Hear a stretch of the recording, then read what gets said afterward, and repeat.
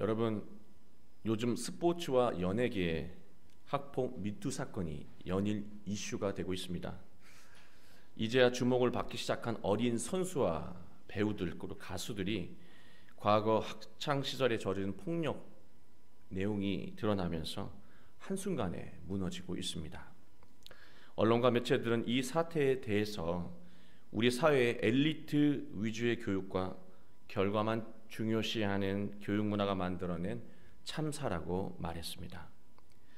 사람들은 하나같이 분노하면서 같은 말을 쏟아내고 있습니다. 실력이 있으면 뭐하나, 사람은 인성이 먼저다. 지극히 옳은 말입니다. 그러나 정말 우리가 이렇게 말할 자격이 있을까 생각해 보게 됩니다. 저는 곰곰이 생각해 보았습니다. 우리가 운동선수, 배우, 가수를 왜 좋아했습니까? 그들의 외모와 재능, 그 실력 때문 아니었습니까? 그들의 인성 때문이 아니었습니다. 외모와 실력이 뛰어나지 않았다면 애초에 그들에게 관심을 두지 않았을 겁니다. 지금 우리는 자신에게 좀 더 정직하고 냉철해져야 합니다.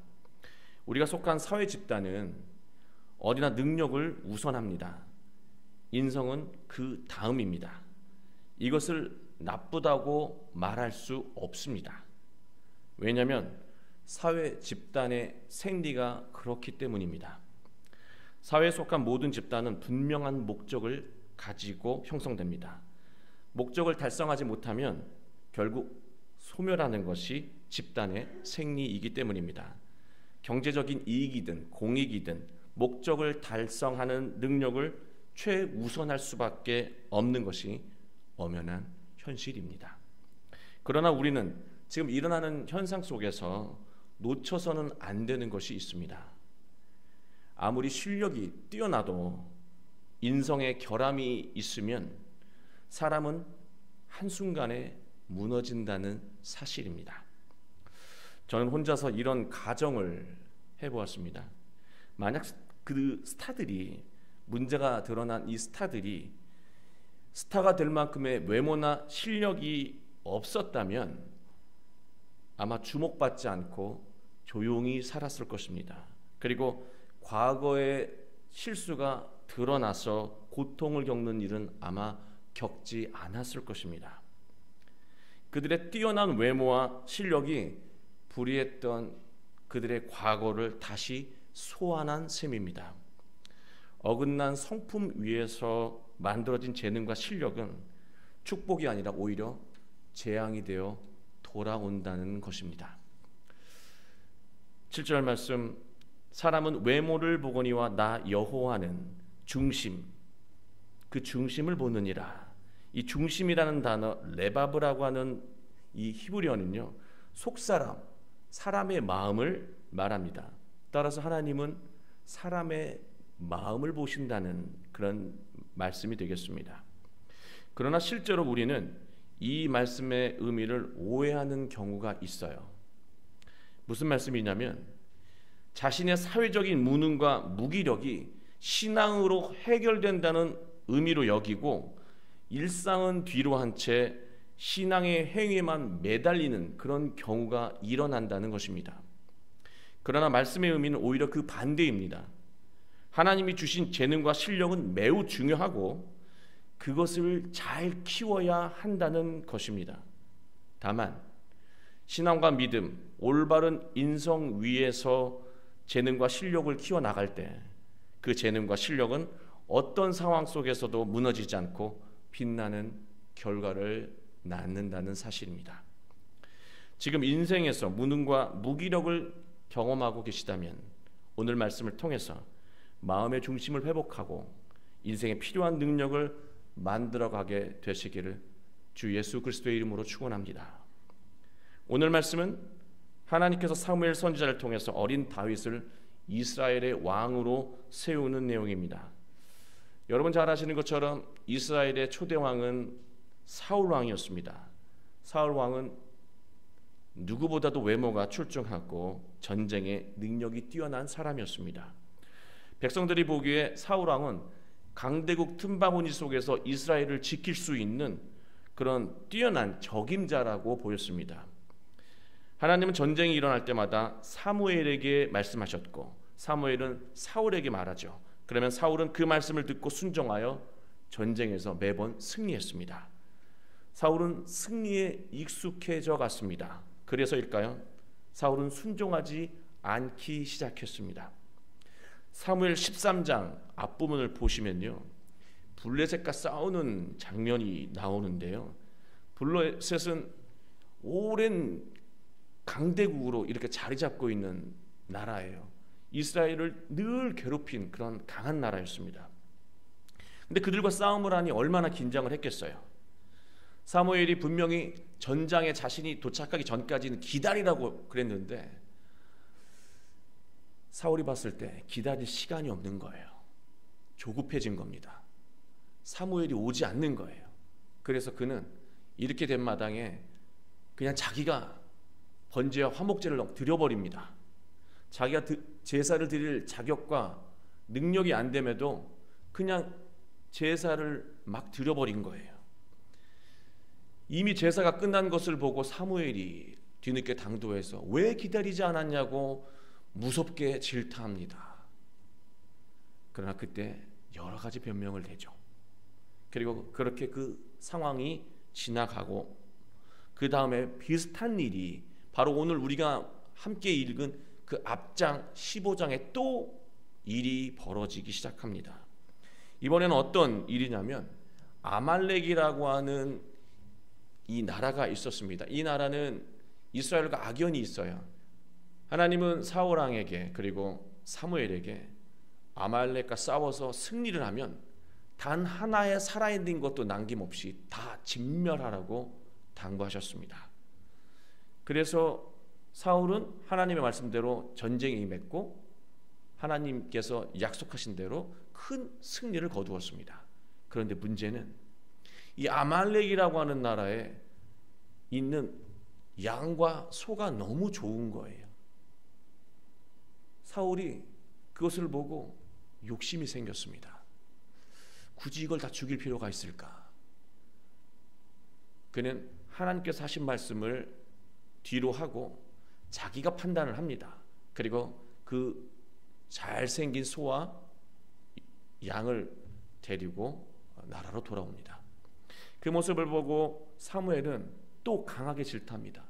하나님께서 분명히 남김없이 진멸하라고 했는데 이 가져온 양과 소는 무엇입니까? 라고 물어봐요. 그때 사울은 놀라운 대답을 합니다. 자기 욕심 때문에 가져왔음에도 사무엘에게 이렇게 말하죠.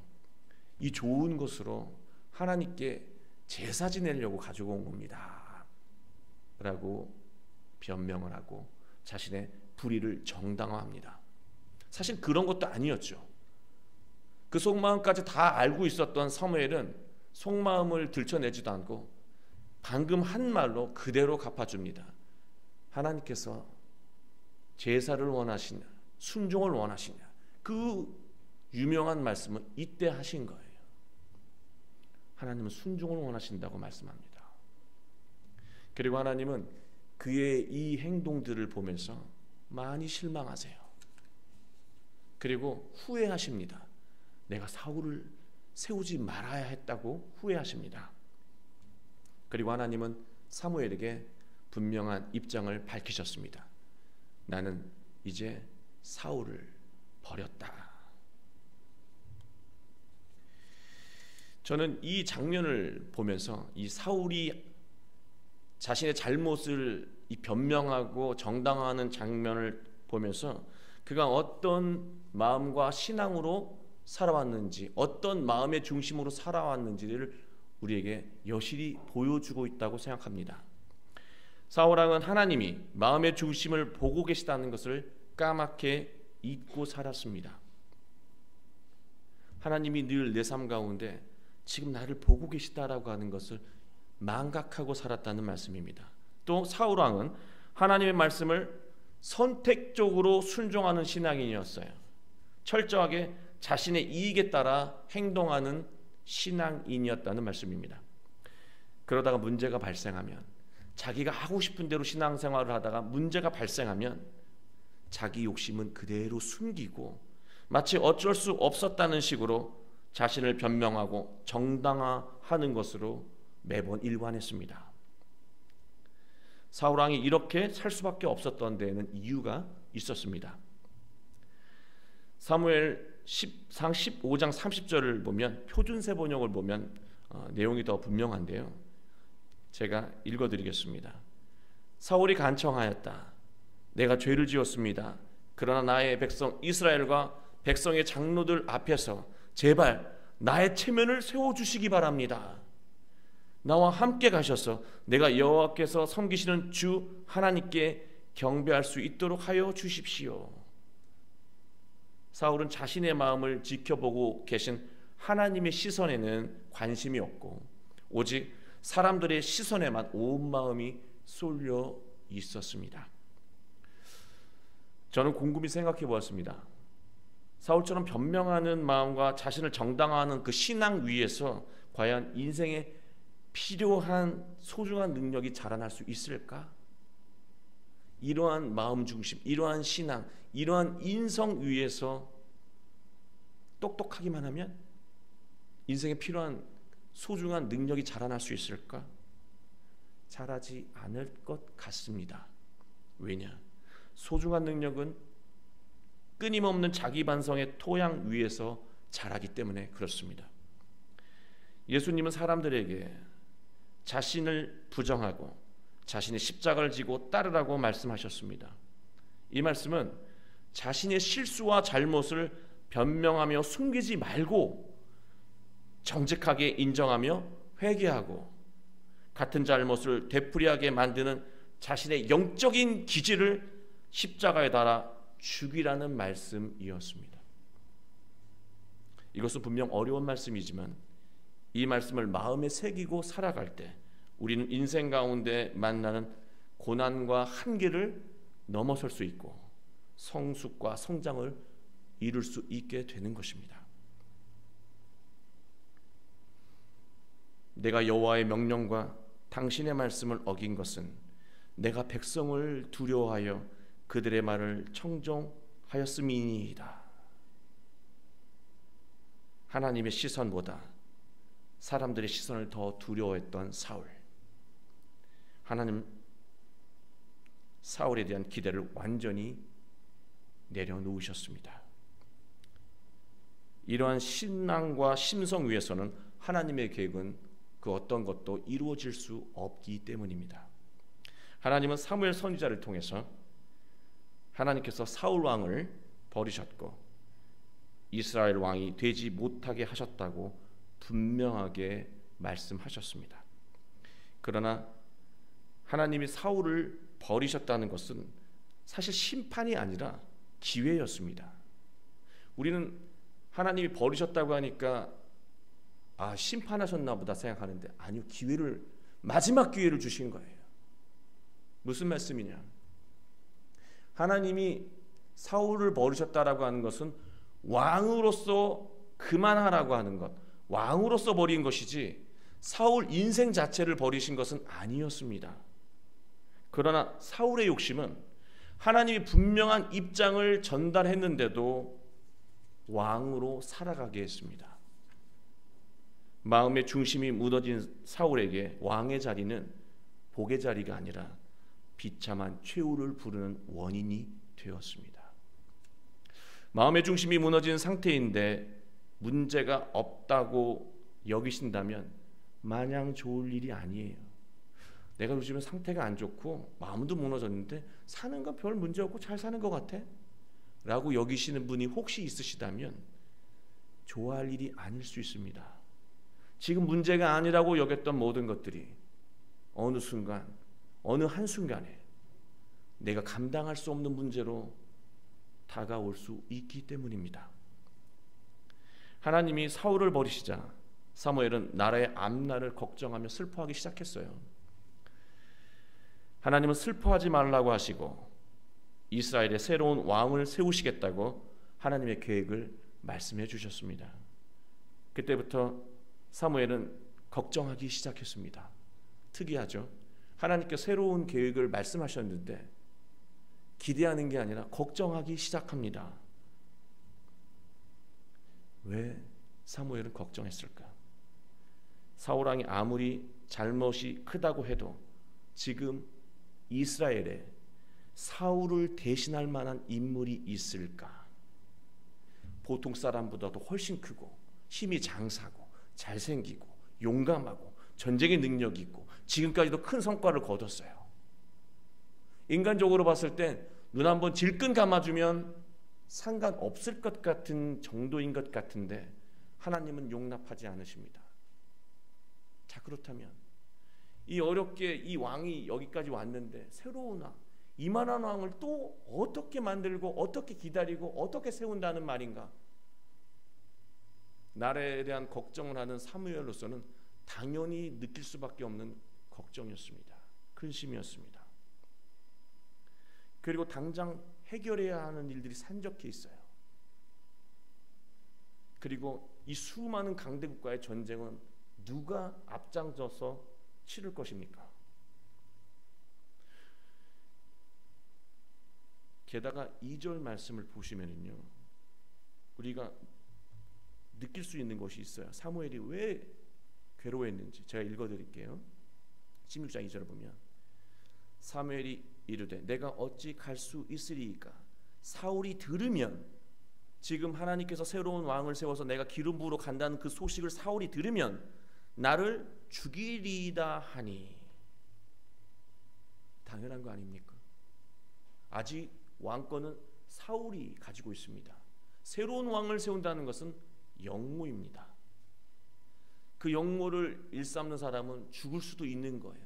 그 죽음의 두려움을 사무엘은 느끼고 있었던 것입니다. 또 분명히 사무엘은 느꼈을 거예요. 내가 잘 기름을 부었다고 하더라도 이 소식을 사울이 알게 되면 지금 기름 부음 받은 자의 그 대상자도 그 가족들도 모두 피살될 게 뻔한 것을 알았기 때문에 그는 이게 정말 해야 되는 일인가라고 하는 근심을 지울 수가 없었던 것입니다.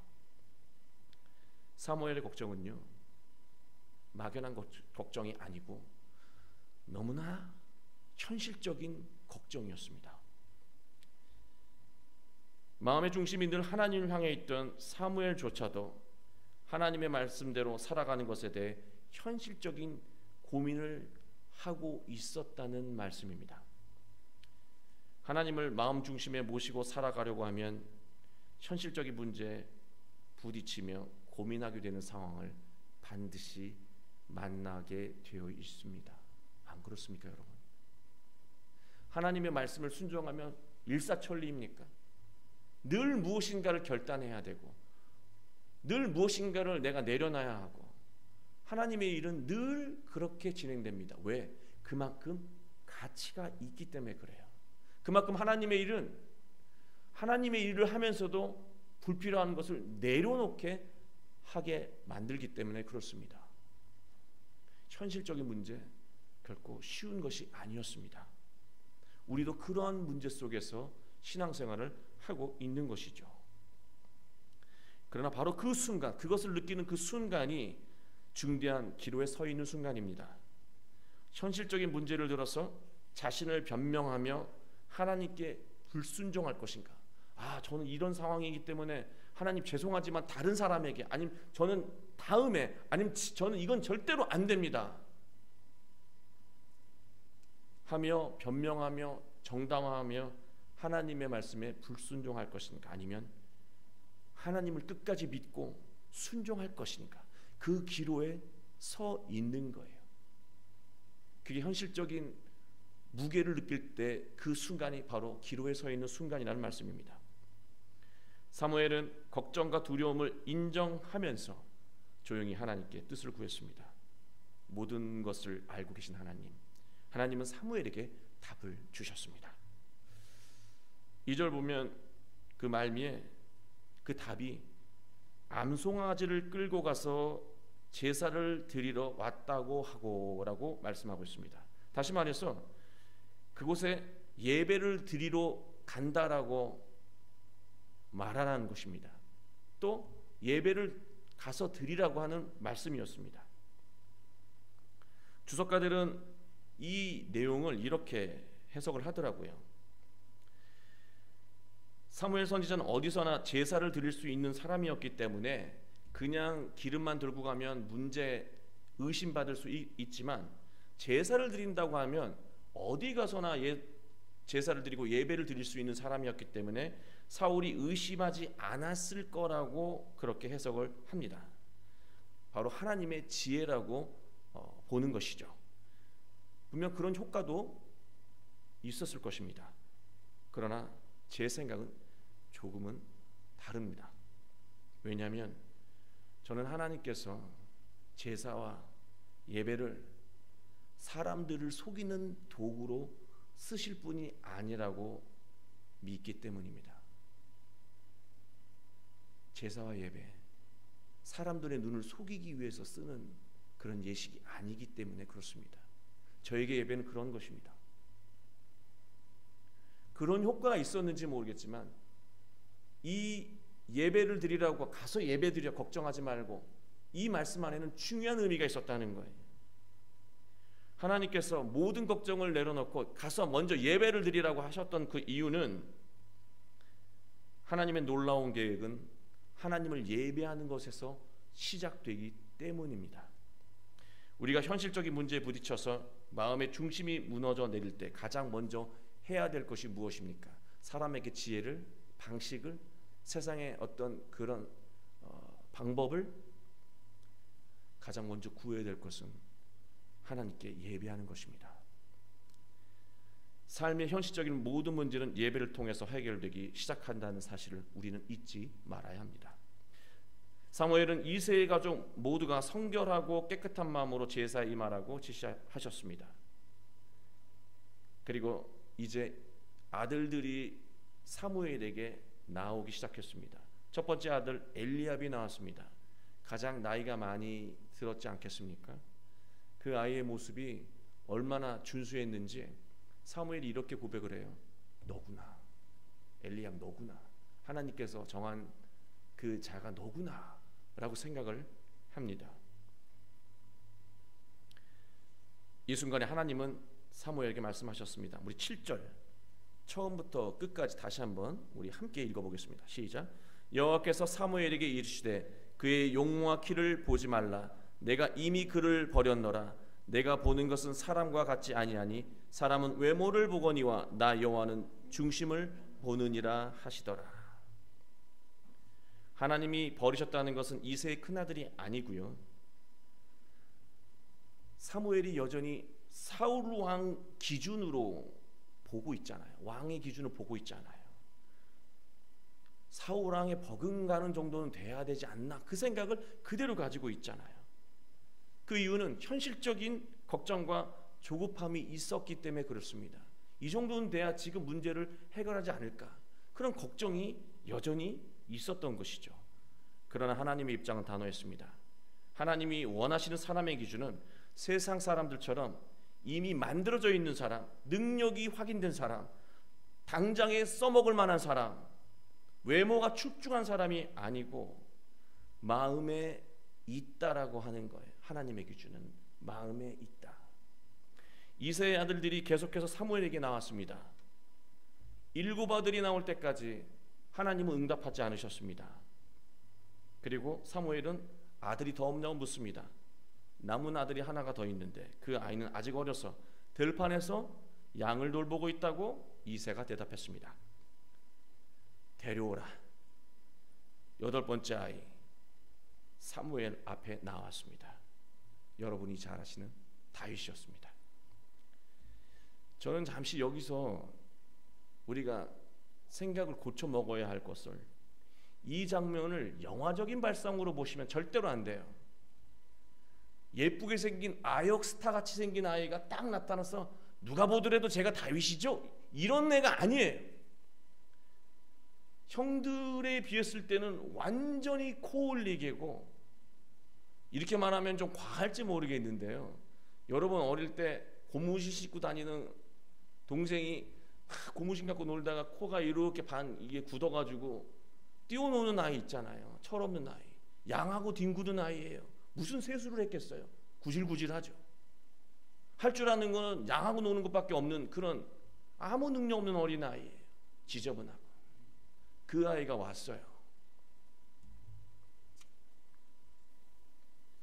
저는 이 장면에서 이 12절에 나오는데 저는 이 장면에서 과정 없이 이런 대답이 나왔다고 생각하지 않습니다. 그 아이를 딱 보고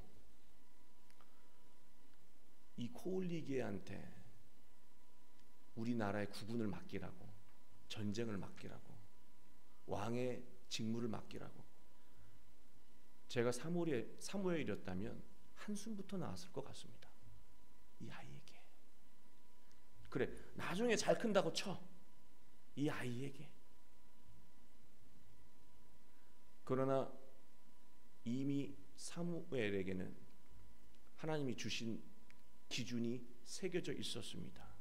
그리고 그 기준으로 하나님의 그 시선으로 그 코올리게를, 그 다윗을 정확하게 바라봤습니다. 어떻게 보였는지 제가 읽어드릴게요. 이에 사람들을 보내어 그를 데려오매 그의 빛이 붉고 눈이 빼어나고 얼굴이 아름답더라. 여호와께서 이르시되 이가 그니 일어나 기름을 부라 하시는지라. 여러분 잘 보세요. 이 말씀 대충 읽으면 뭐야? 하나님 또 외모 보내? 잘생겼다고 또 뽑으시네? 아니요. 정확하게 다릅니다. 사울은 키, 능력, 힘 그런 것들을 봤는데요. 지금 잘 보시면 빛이 붉다라고 되어 있어요. 무슨 빛이 붉었는지 모르겠어요. 살결이 잘 모르겠습니다. 그러나 저는 이 문장에서 느껴지는 게 있어요. 외모가 아니었습니다. 외모가 아니었어요. 건강한 마음 중심에서 나오는 그런 빛나는 기운이었다는 말씀입니다. 아무것도 능력은 없어요. 어려요. 근데요, 마음 중심이 맑아서 빛이 나요. 눈이 맑았다. 눈이 아름다웠다. 여러분 눈 보면 대충 아시잖아요. 이 아이가 어떤 총기를 가지고 있는 아이인지. 저는 이 말씀을 보면서 오늘 말씀은 앞으로 자라나는 우리 청년과 젊은이들, 아이들에게 주시는 말씀이구나 생각하지 않으시길 간절히 바랬어요. 이것은 지금 모두에게 주시는 말씀이에요. 우리가 뭔가를 이룬 것 같고 이제 늦은 것 같고 나이가 먹은 것 같아도 하나님이 보셨을 때는 우리는 모두가 다 어린 다윗입니다. 앞으로 계속해서 하나님이 주시는 말씀으로 놀라운 일들과 비전을 이루어내야 되는 그런 어린 다윗과도 같은 존재예요. 젊은이들에게만 주는 말씀이 아니에요. 내 머리는 백발이지만 하나님을 향한 나의 마음의 중심은 어린 다윗이에요. 그 축복의 말씀이에요. 교회가 크고 작고 역사가 길고 짧고 아무런 상관없습니다. 하나님이 보셨을 때 다 어린 다윗과 같은 교회입니다. 지금 어떤 마음의 중심을 가지고 있느냐가 중요한 거예요. 어떤 신앙으로 나아가고 있는 교회이냐가 더 중요한 거예요. 그것을 보시고 하나님께서 하나님의 일을, 하나님의 계획을 이루어 가신다는 말씀입니다. 다윗의 그 빛나는 그 빛은요, 얼굴빛이 아니고 선하고 아름다운 건강한 마음 중심에서 나오는 그런 영롱한 빛이었습니다. 오늘 말씀의 핵심입니다. 13절 우리 함께 읽겠습니다. 사무엘이 기름 뿔병을 가져다가 그의 형제 중에서 그에게 부었더니 이날 이후로 다윗이 여호와의 영에게 크게 감동되니라. 사무엘이 떠나서 라마로 가니라.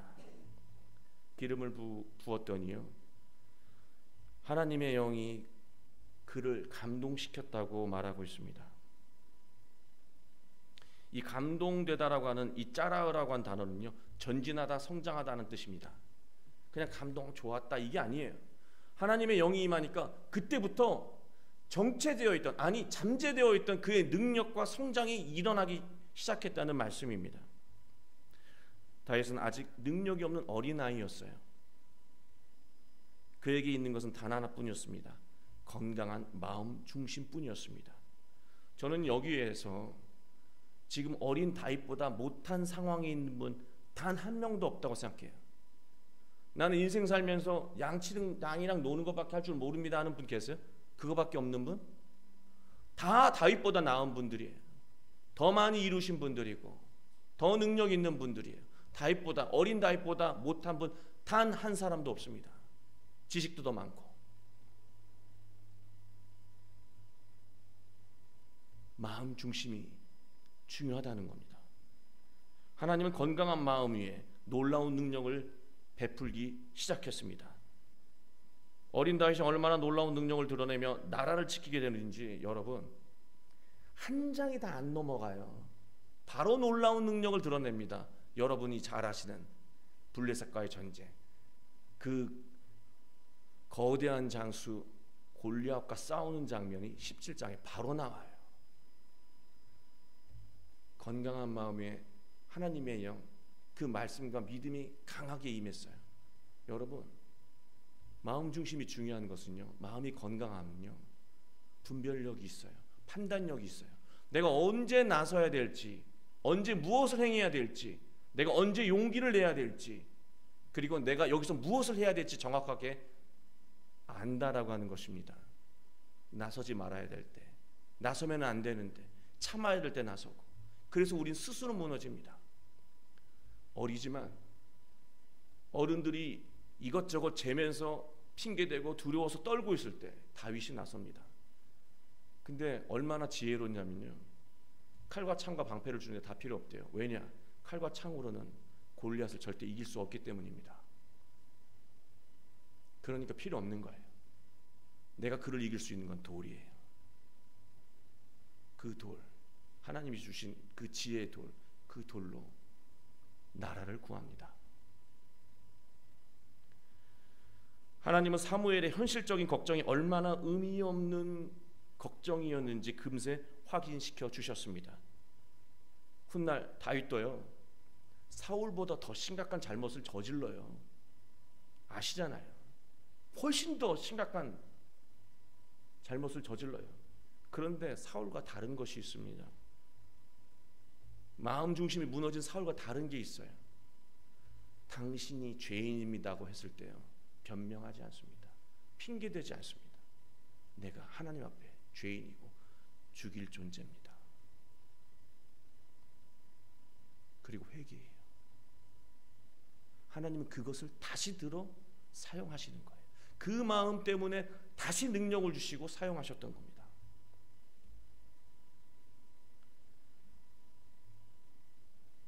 그가 놀라운 일을 펼칠 수 있었던 것, 흠도 많고 죄도 많았지만 그가 끝까지 위대한 인생을 살 수 있었던 것은 그는 건강한 마음 중심을 가지고 있었기 때문입니다. 건강한 믿음을 가지고 있었기 때문입니다. 우리는 인생 가운데 수없이 위기를 만납니다. 현실적인 문제를 변명하며 그때마다 정당화하며 불순종하는 삶을 선택한다면 우린 한순간에 무너질 수 있고, 그 기로에서 하나님을 믿고 우리가 순종한다면요, 하나님이 주신 놀라운 복과 은혜는 한 장도 넘기기 전에 여러분 인생 속에서 만나고 경험하게 될 것입니다. 어떤 상황 속에서도 세상의 방식이 아니라, 변명이 아니라, 정당화가 아니라 마음의 중심입니다. 그렇게 우리 마음의 중심이 바로 설 때 하나님은 우리 교회를 높이 쓰실 것입니다.